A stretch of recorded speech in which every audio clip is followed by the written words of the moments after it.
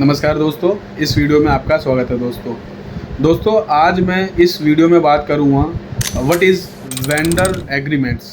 Vendor agreements क्या होते हैं दोस्तों, किस लिए बनाए जाते हैं दोस्तों।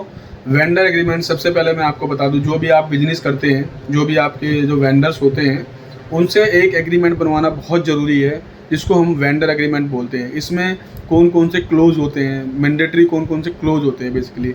कभी कभी आपने देखा होगा, जो आपका वेंडर है, टाइम पे ना पेमेंट देना ना लेना, ठीक है।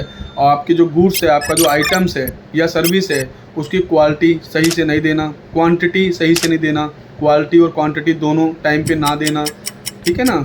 क्वालिटी को ख़राब कर देना, बेसिकली क्वांटिटी कम कर देना, प्राइस में अपने आप उसको बढ़ा देना, ठीक है। तो इसलिए ये एग्रीमेंट बनाया जाता है कि अगर कोई बिजनेसमैन, किसी का अच्छा बिजनेस चल रहा है, अगर कोई एक आइटम भी आपकी शॉप पे या आपके बिजनेस में कोई ख़राब आ गया, रॉ मटेरियल एक भी ख़राब आ गया, तो जो आपका फाइनल प्रोडक्ट होगा, जो फिनिश होगा फाइनल प्रोडक्ट, वो उसमें कुछ ना कुछ कमी निकलेगी और मार्केट से वो बाहर हो जाएगा प्रोडक्ट, ठीक है। फिर आपकी कंपनी को बहुत बड़ा लॉस भी हो सकता है।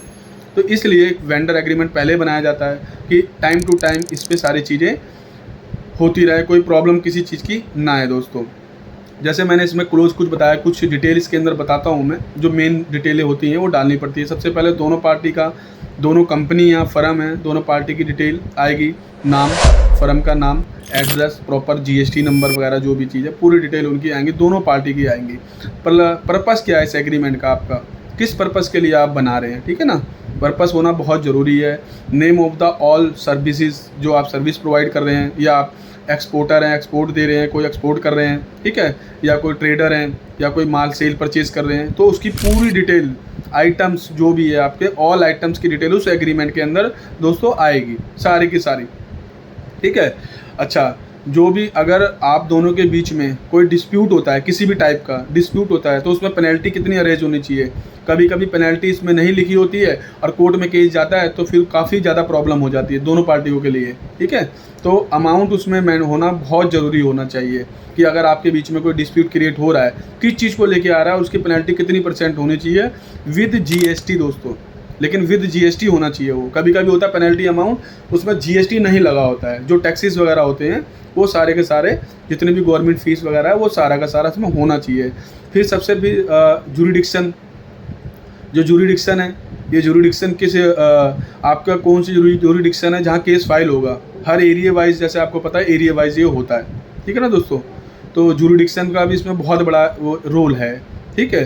तभी पता लगेगा कि केस कहाँ पर फाइल होगा। फिर इसमें टाइम फ्रेम कितना होना चाहिए, ठीक है। टाइम फ्रेम इसमें 5 साल का एग्रीमेंट है, 3 साल का है, 10 साल का एग्रीमेंट है, जो भी है। फिर स्टैम्प पेपर पे होना चाहिए। विदाउट स्टैम्प पेपर कोई एग्रीमेंट वैलिड नहीं है, ठीक है। अवॉइड मतलब इनलीगल या गलत एविडेंस बोल सकते हो, ये वो एग्रीमेंट कैंसिल हो जाएगा बेसिकली कोर्ट के अंदर। 1 मिनट भी नहीं टिकेगा कोर्ट में ये, ठीक है। स्टैम्प पेपर पे होना चाहिए। नोटरी विद एंट्री, आजकल बहुत फ्रॉड नोटरी चल रही है, तो इसको भी ध्यान रख के 10-20 रुपये में आजकल लोग नोटरी कर देते हैं, जो इनवैलिड होती है वो नोटरी, ठीक है ना। जो वैलिड नोटरी होगी, कोई जो एडवोकेट जो भी होगा, वो तरीके से रजिस्टर में एंट्री वगैरह कराएगा, तो थोड़ी सी कॉस्टली होती है, बट आपका बहुत फ़ायदा होता है उससे। तो स्टैम्प पेपर होना चाहिए हर पेज पे। वेंडर्स के जो भी हैं, first party and second party के सिग्नेचर होने चाहिए, 2 विटनेस होने चाहिए उसके अंदर, ठीक है। प्रॉपर एग्रीमेंट ड्राफ्ट होना चाहिए, कोई गलती नहीं होनी चाहिए उसके अंदर, ठीक है। हर क्लोज को क्लियर करके चलना है इसके अंदर दोस्तों, हर क्लोज को क्लियर करके, हर चीज़ को। और जो फ्री कंसेंट से बनना चाहिए, ये कोई दबाव में सिग्नेचर नहीं होने चाहिए सामने वाली पार्टी से, क्योंकि अगर ये भी फ्री कंसेंट में नहीं बनेगा, तब भी ये कैंसिलेशन हो सकता है एग्रीमेंट, कोर्ट में 2 मिनट में ये भी कैंसिल हो जाएगा। तो एग्रीमेंट बनाते समय बहुत ज़्यादा ध्यान रखना पड़ता है। अगर आपको किसी भी टाइप का एग्रीमेंट ड्राफ्ट कराना हो, आप दिए गए थंबनेल पे हमारी टीम का नंबर आपको मिल जाएगा, आप बात कर सकते हैं एग्रीमेंट के बारे में, ठीक है। वेंडर्स एग्रीमेंट या अदर एग्रीमेंट्स के बारे में बात कर सकते हैं। जो भी कॉर्पोरेट लॉ हमारी फर्म है, आप उसके बारे में बात कर सकते हैं, ठीक है। सिविल केस है, क्रिमिनल केस है, उसके बारे में बात कर सकते हैं। बेसिकली तो मैंने अभी इसमें वेंडर एग्रीमेंट के बारे में ही आपको बताया है। तो वेंडर एग्रीमेंट के अगर कोई क्वेरी हो, तो आप हमारी टीम से बात कर सकते हैं दोस्तों। और दोस्तों प्लीज़ आप इस वीडियो को सब्सक्राइब करें, शेयर करें, लाइक करें। हो सकता है किसी पर्सन के पास ये पहुँचे और ये वीडियो उसके बहुत काम आ जाए दोस्तों। तो दोस्तों अगर आपका कोई भी कोर्ट से रिलेटेड कोई भी काम है, सिविल क्रिमिनल कोई भी कोर्ट से रिलेटेड काम है आपका, तो आप हमारे दिए गए नंबर पे बात कर सकते हैं। एक बार हम आपको उसके बारे में जानकारी ज़रूर देंगे दोस्तों। धन्यवाद।